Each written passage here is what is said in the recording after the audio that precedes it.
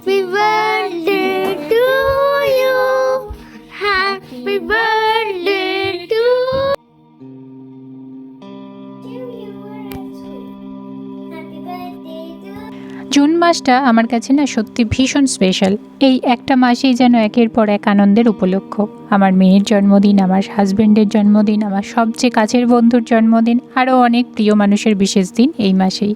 তাই জুন মাস এলেই মনে হয় ক্যালেন্ডারে শুধু তারিখ বদলায় না, জমতে থাকে নতুন নতুন স্মৃতি। আর আজকের ভিডিওটা সেই স্পেশাল স্মৃতিগুলোরই একটা অংশ আপনাদের সঙ্গে ভাগ করে নেব। নমস্কার, আমি পম্পি, আর তোমরা দেখছো এক কাপ চা উইথ পম্পি। আমার দৈনন্দিন জীবনে ছোট ছোট মুহূর্ত, পরিবার, রান্নাবান্না, ঘোরাঘুরি আর মনের কথা নিয়ে আমি হাজির হই তোমাদের সামনে। তাই ভিডিওটা ভালো লাগলে অবশ্যই লাইক, কমেন্ট, শেয়ার আর সাবস্ক্রাইব করতে ভুলো না। চলো শুরু করা যাক আজকের ব্লগটা। আজকের ভিডিওটা আমার হাজব্যান্ডের জন্মদিনের গল্প। জন্মদিনের আগের দিন থেকেই আমি আর আমার মেয়ে একেবারে সিক্রেট মিশনে নেমে পড়েছিলাম। ও বারবার বলছিল, মাম্মা পাপাকে যেন কিছুতেই বুঝতে দিও না। তারপরে তো শুরু হলো আমাদের দুজনের ছোট্ট ছোট্ট প্ল্যান, কখন গিফট কিনতে যাব, কোথায় লুকিয়ে রাখবো, কিভাবে সারপ্রাইজ দেবো, সব কিছু নিয়েই ওর কত excitement.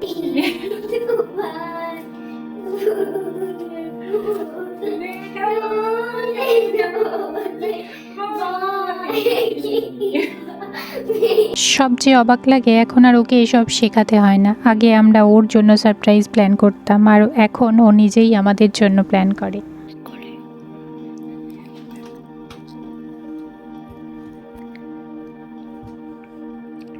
Happy birthday to you.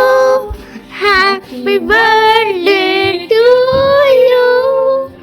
Happy birthday to you, Papa.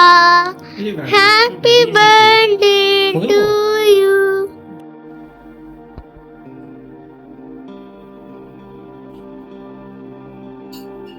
আগে তো বেবির পাওনা, বেবিকে একটু পাপাকে দেবে না?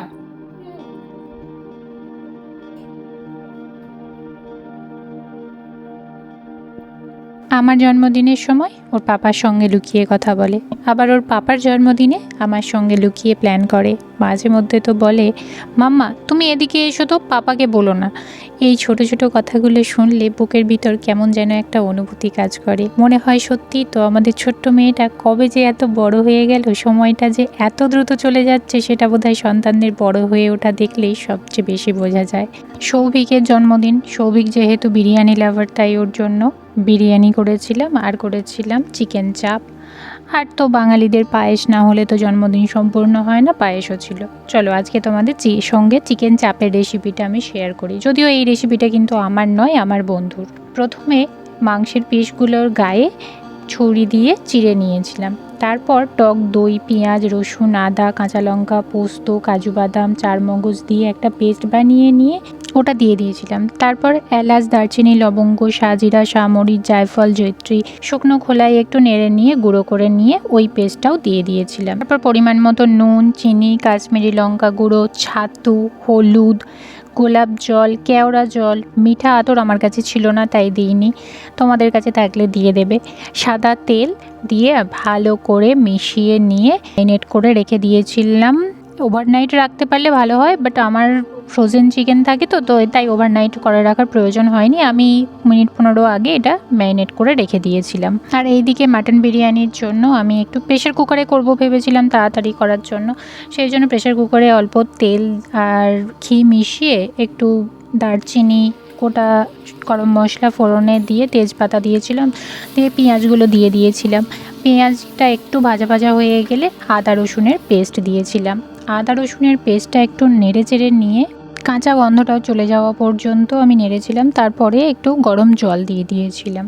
গরম জলটা দিয়ে একটু ফুটে এলে আমি দিয়েছিলাম কাশ্মীরি লঙ্কা বেশ খানিকটা, আসলে লাল রঙটার জন্য আমি বেশ খানিকটা কাশ্মীরি লঙ্কা দিয়ে আবার ফুটতে দিয়েছিলাম। আর দিয়েছিলাম ওর সঙ্গে একটু হলুদ, সামান্য হলুদ গুঁড়ো দিয়েছিলাম, না হলে রঙটা ঠিকমতো আসে না। তাই কাশ্মীরি লঙ্কাটা বেশি দিতে হবে আর হলুদের পরিমাণটা কম রাখতে হবে। এরপর জলটা ফুটে গেলে আমি কেটে রাখা আলুগুলোকে দিয়ে দিয়েছিলাম। বেশ খানিকক্ষণ ফুটিয়ে তারপরে আমি ওতে দিয়েছিলাম একটু নুন। আলুগুলো বেশ 80% মতো বয়েল হয়ে গেলে আমি আলুগুলোকে তুলে রেখেছিলাম, দিয়ে আমি দিয়ে দিয়েছিলাম মাটনটা দিয়ে বেশ খানিকক্ষণ ফুটিয়ে নিয়ে আমি অ্যাড করেছিলাম ওতে বিরিয়ানি মশলা, বেশ খানিকটা বিরিয়ানি মশলা দিয়েছিলাম কিন্তু। তারপরে দিয়েছিলাম ফেটিয়ে রাখা টক দইটা পরিমাণ মতো তোমরা তোমাদের গ্রেভির পরিমাণ বুঝে টক দইটা অ্যাড করো। আমি বেশ অনেকটাই দিয়েছিলাম। টক দইটা গ্রেভির সঙ্গে ভালো করে মিশিয়ে নিয়ে আমি প্রেসার কুকারের ঢাকনাটা আটকে লো ফ্লেমে 2টো সিটি দিয়ে নিয়েছিলাম। আমি ল্যাম্প ইউজ করেছিলাম, আমার 2টো সিটি দিতে লেগেছে, তোমরা তোমাদের মতো দিয়ে নিও। এদিকে একটুখানি দুধে খোয়া ক্ষীর আমি গ্রেট করে রেখেছিলাম, সেই খোয়া ক্ষীরটা মিক্স করে নিয়ে প্রেসার কুকারের ঢাকনা খুলে খোয়া ক্ষীর মেশানো দুধটা অ্যাড করেছিলাম। তারপরে খানিকক্ষণ ফুটিয়ে নিয়ে আমি মাটনগুলো তুলে রেখেছিলাম। আর গ্রেভিটা যেহেতু অনেকটা ছিল সেই জন্য আমি বেশ গ্রেভিটা অনেকটা ফুটিয়ে নিয়ে একদম মতো রেখে নামিয়েছিলাম। আর হ্যাঁ, আমি গ্রেভিটা না ছেঁকে নিয়েছিলাম, তোমরা ওই মাখানি যেটা সেটা ছেঁকে নিও। এদিকে আর একটা ফ্রাইং প্যান নিয়ে তার মধ্যে সাদা তেল আর ঘি মিক্স করে গরম করে নিয়েছি। এইবার একে একে আমি চিকেন চাপের জন্য চিকেনগুলোকে একটু হালকা করে ফ্রাই করে নিচ্ছিলাম। চিকেন চাপে বিশেষ কিছু করার নেই, ম্যারিনেশনটাই একটু যা করতে লাগে। তারপরে তো ফ্রাই করে নিয়ে গ্রেভিটা ঢেলে দিলেই চিকেন চাপ রেডি হয়ে গেল। আমি তো এরকম করে করি, তোমরা যদি অন্যরকম করে করো তাহলে তোমরা কীরকম করে করো সেটাও আমাকে একটু কমেন্ট বক্সে জানিও। এদিকে কথা বলতে বলতে আমার বিরিয়ানির ভাতটাও বসিয়ে দিলাম, কারণ দুটো একসঙ্গে চলতে থাকলে তাড়াতাড়ি কাজ হয়ে যায়। আর এই দেখো, ওদিকে আমি ভাতের চাল রেডি করতে করতে এদিকে আমার চিকেন চাপের চিকেনগুলো এক এক করে ভাজা হয়ে গেল। এইবার সব তুলে নিয়ে আমি ওই তেলের মধ্যেই এই গ্রেভিটা ঢেলে দিয়েছি।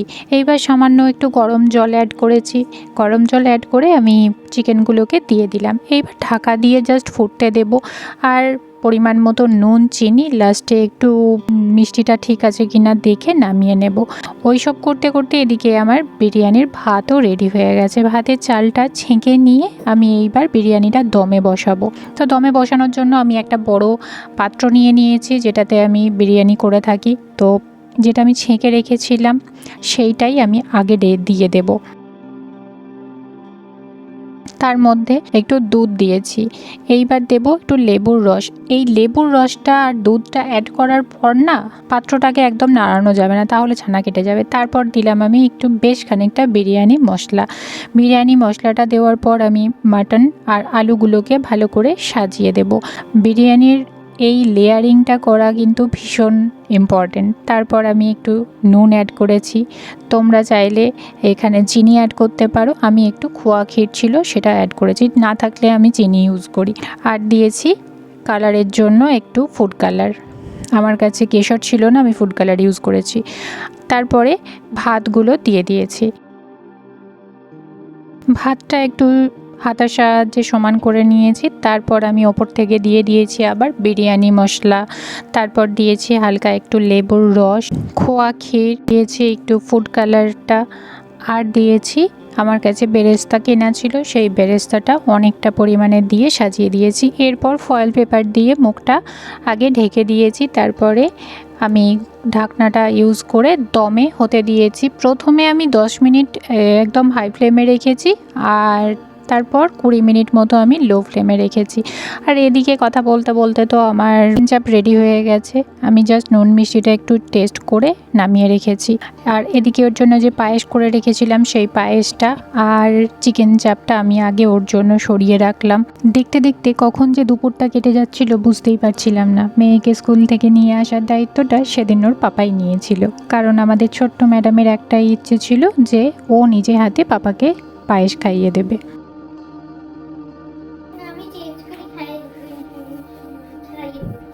খাইয়ে নিচ্ছিস? খাইয়ে দিচ্ছি ও বললাম। তাড়াতাড়ি যাও, চেঞ্জ করে নাও তাড়াতাড়ি। ওকে দেখে তখন বোঝাই যাচ্ছিল সারাদিন ধরে নিজের ভিতরে একটা উত্তেজনা নিয়ে ঘুরছে। স্কুল থেকে ফিরেই ওর প্রথম প্রশ্ন ছিল, মাম্মা পায়েসটা কোথায়? কারণ সকাল থেকেই ওর একটাই ইচ্ছে ছিল আজ পাপাকে নিজের হাতে পায়েস খাওয়াবে। তাই বাড়ি ফিরেই তাড়াতাড়ি ইউনিফর্ম বদলে ফ্রেশ হয়ে একদম দেরি না করে পাপার কাছে চলে গেল। সেই ছোট্ট দুটো হাতে যখন পায়েসটা তুলে খাওয়াচ্ছিল তখন মনে হচ্ছিল এই দৃশ্যটাই যেন আজকের জন্মদিনের সব থেকে দামি উপহার। তখন রাখতে হবে? আচ্ছা। আরে,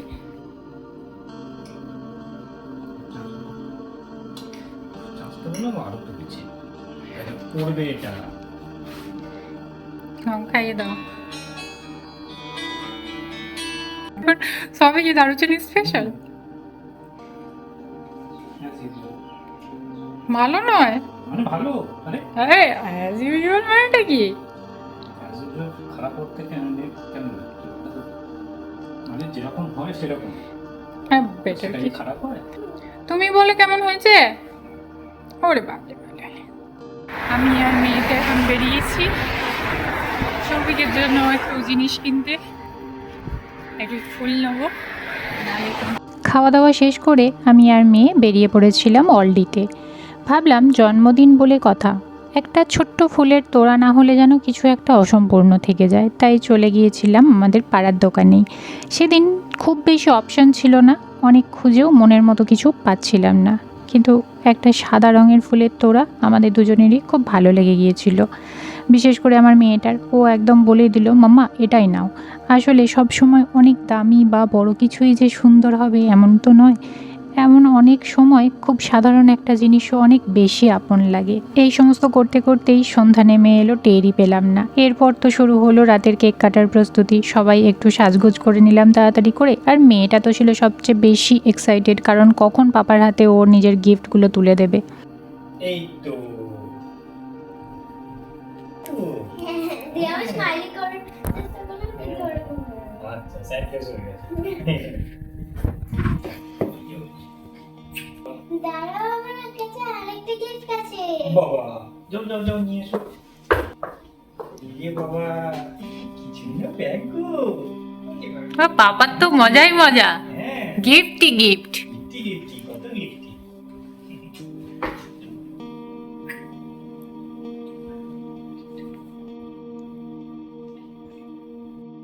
I wish you were at school. Happy birthday to you.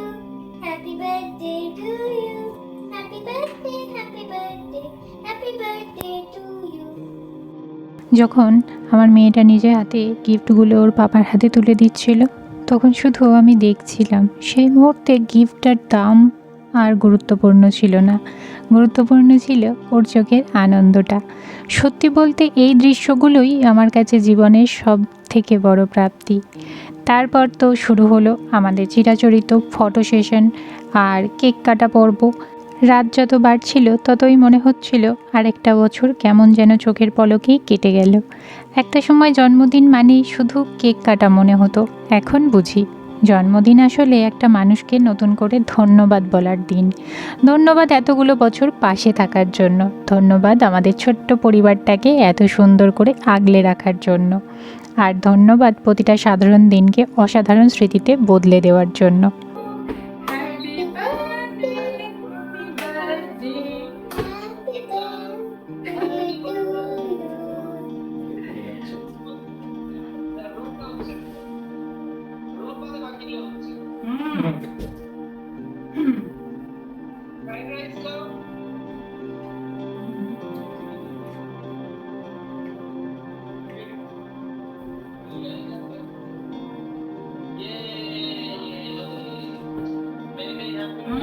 Thank you. কেকটা এখান থেকে ও, হ্যাঁ। দাও। কেক উপর দিতে থেকে, হবে। ও হ্যাঁ। আমি বাই বাই করে দিয়েছি। তুমি কি করবে?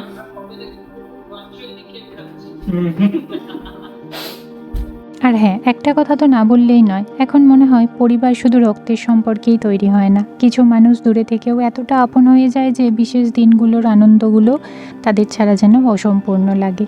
এই মুহূর্তগুলো হয়তো খুব ছোট, কিন্তু বিশ্বাস করো জীবনের শেষ পর্যন্ত এই ছোট ছোট মুহূর্তগুলোরই নাম।